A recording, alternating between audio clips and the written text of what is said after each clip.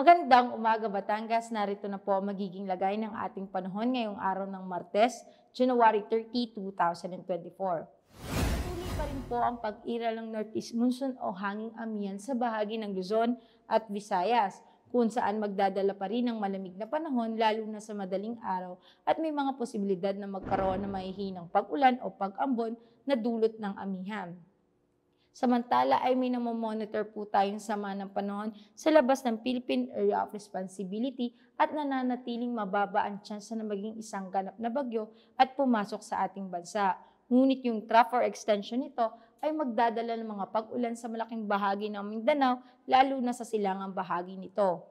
Para naman po sa magiging lagay ng panahon dito sa Batangas, ay makakaranas po tayo ng maaraw papunta sa bahagyang maulap na karangitan na may mga tsansa na may hinang pag-ulan at pag-ambon. Sa hilagang parte ng Batangas ay may 25% tsansa ng pag-ulan.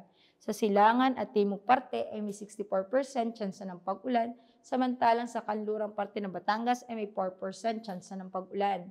Kaya paalala po natin sa ating magigiting na kabatang na magdala ng pananggalang sa init at sa mga posibleng pag-ulan. Ang magiging agwat ng temperatura ngayong araw ng Martes ay nasa pagitan ng 23 to 29 degrees Celsius.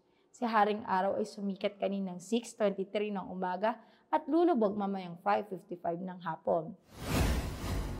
Kaya lagi po nating tatandaan, ligtas ang may alam. At tulad ng laging paalala sa atin ni Governor Mandanas, lagi maging handa, ingat at magiting. Mula po dito sa Batangas Provincial Disaster Risk Reduction and Management Office, ako po si Raven Lantasida, nag-uulat. Magandang umaga po.